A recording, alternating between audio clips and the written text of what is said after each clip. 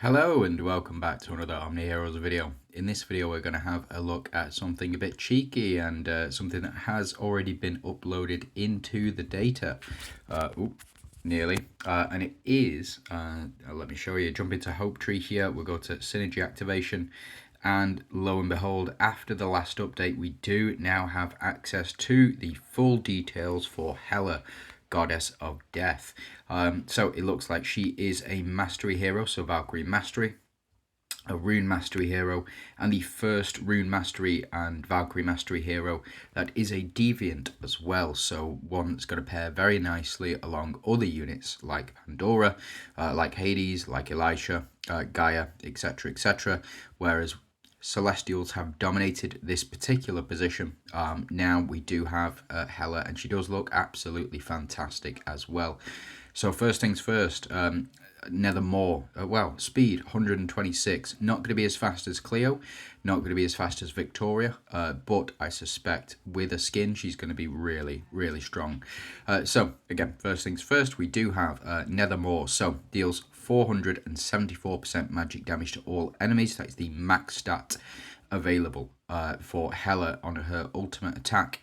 The next, this is her active skill, so she'll cast this in round 3. Deals 192% magic damage to all enemies. Again, both to all enemies, which I think is the strongest out of all of the various different types of ultimates and active skills. All enemies is the strongest by far. Now we move into her first passive, Soul Reap. When Hela is deployed, all allies gain 100 million max HP. That is crazy. That is crazy, crazy good. Considering that Arthur only puts up to 50 million, that, you know, various different levels of attack go up to, what is it, 100 million as well. But you are going to get 100 million max HP. That is going to be absolutely mental. Now, after Hela takes 5 hits, she applies stun to all enemies for 1 round. That is tremendous. You put Hela in the front row, and she gets peppered by, say, enemy Verdians in Lost City, or she gets peppered by Pandora doing her ultimate attacks, or technically basic attacks, but really ultimate attacks. After Hela takes 5 hits, she applies stun to all enemies for 1 round, which will just shut down Pandora completely. So if you're having trouble with Pandora, Hela may be the way forward. And every 1% in Hela's cure rate additionally increases her attack by 1%, so she's meant to stay alive for as long as possible. Now at the start of each round, Hela applies Pledge of Death to all allies, increasing their attack by 60% of Hela's attack for 1 round. So at the start of each round, this means that this is going to outpace Persephone, because the speed stat, remember we talked about that right at the start. Atrops has this pledge mechanic, but she does it on her ultimate, so it's not every single round. It is every 3 rounds, I believe it is. Cleo does the same, so in rounds 2 and rounds 3, Cleo will apply one of these pledges, whereas Hela will apply the Pledge of Death to all allies, increasing their attack by 60% of Hela's attack for 1 round. That is going to be so, so strong. You won't be able to use it with Atrops. You won't be able to use her in synergy with Cleo, but you will be able to use or do this as many times as you, well, for every single round. It is going to be crazy, the amount of damage. Like, a lot of the time you see much lower damage numbers given that Atrops hasn't ultimated or Cleo hasn't ultimated. Well, now with Hela, every single round you are going to get 60% of her attack, and it is going to keep going up and up and up and up. So if you have a look here, applies that stun and gains 100 million max HP. Using this with Ophelia, for example, you're going to gain 50 million attack right at the start of battle, because Ophelia will have been deployed. Now, she does have a seasonal passive as well, so if you get her up to 10 stars, she will increase her max attack, defense, and HP by 199%, and by an additional 107% in PvP, so 305% in total, if you do get her up to the full 10 stars. But again, that's going to be very, very expensive, I suspect. I think all players will be able to get one copy, because you will get Oath Scrolls for free, or not Oath Scrolls, the Fate Scrolls for free, 20 of them, I believe. But again, it's going to be real expensive to get copies of Hela, but I think she's going to be worth it. At the start of each round, Hela has 50% chance to apply Seal to up to 2 random targets, preventing passive skills from triggering during the effect. So this means that the passive skills of Elisha, Gaia, the stacking stuff won't trigger. Pandora won't trigger. Aphrodite won't trigger if they are sealed. All of the steel effects won't trigger. It's going to just nerf a lot of teams as long as that seal is applied, but it is only 50% chance, so it's not super reliable. I think it's more of a bonus as to when this happens as well.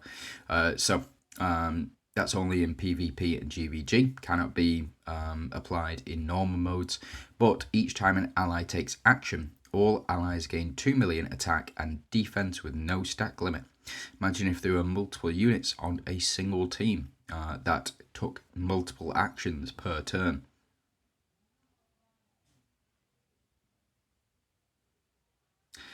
This is broken. Remember, each time an ally takes action, all allies gain 2 million attack.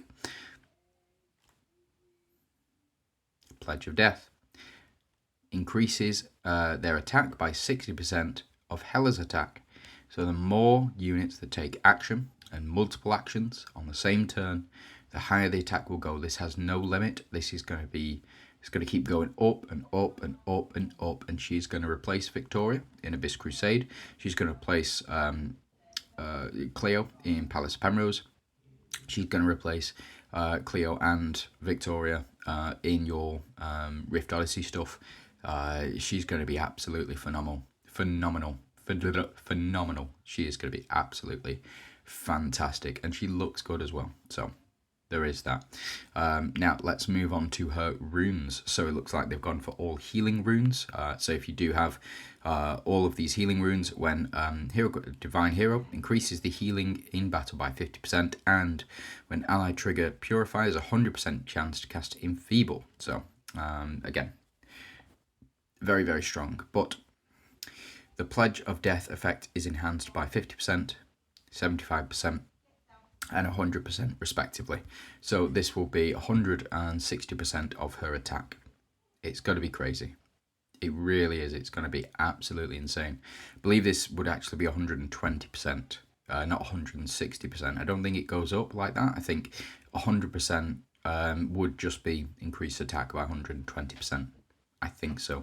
But that is it from me. We are very, very excited about Hela. She is going to be phenomenal. She's really, really strong. The only thing I would say, she's going to be very expensive to get from the beginning, just like Victoria, just like Cleo. If you do want a copy, you will have to spend some money, or if you want 2 copies, you will have to spend some money to get her. And I suspect that it's going to be this passive here. You will need to get her up to 9 stars. So you're going to need 4 copies of her to really, really bring out her full potential. But we'll see. Now, I believe that she will be available through the Fate Summons, but also her runes will be available to pick up. I believe her epic runes will be £25 each, and her legendary runes will be £100 each. So it's up to you what you do with that. But she's going to be fantastic. Anyway, that is it from me. Just want to say thank you very much for watching. I do hope you have a good time summoning. I believe that she's coming out 11, so in around 6 days time, so in about a week. That is when Hela will be out through the Fate Summons and for the 2nd anniversary. So thank you very much for watching. Have a great day and good luck in all of your summons.